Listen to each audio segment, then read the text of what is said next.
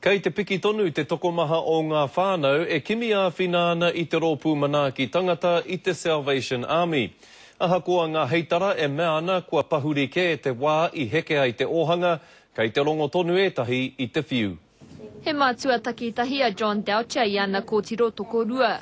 Toru tau a ia e whiwhi a whināna I te rōpū Sally's. Budgeting, food parcels, the family side of things.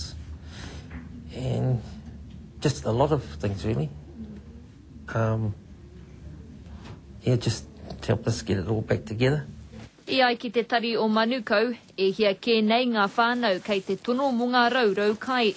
Arā kua piki ake mā te 50 orau, I roto I ngā tau e rua kua hipa. And we used to average we were seeing about 4,000 to 6,000 families, but now it has increased. Now we're looking at 8,000 families plus. Yeah, so there is a stretch. No te rānei ka tīmata te wiki kohi moni o Red Shield Appeal. We do rely on the donations that are given from our communities and it's just giving back to our whānau that are out there that are in need. Yeah. Mō tēnei whānau he paua ka kai tēnei ka whakaki I te puku, ka whakangāwari I te noho. A bit of cereal for the girls and if you're lucky there's a bit of meat today. We wouldn't have been able to get any food really. It was a toss-up between vegetables or meat.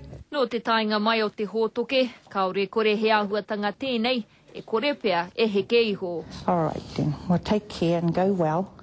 Irana Smith, Te Karere.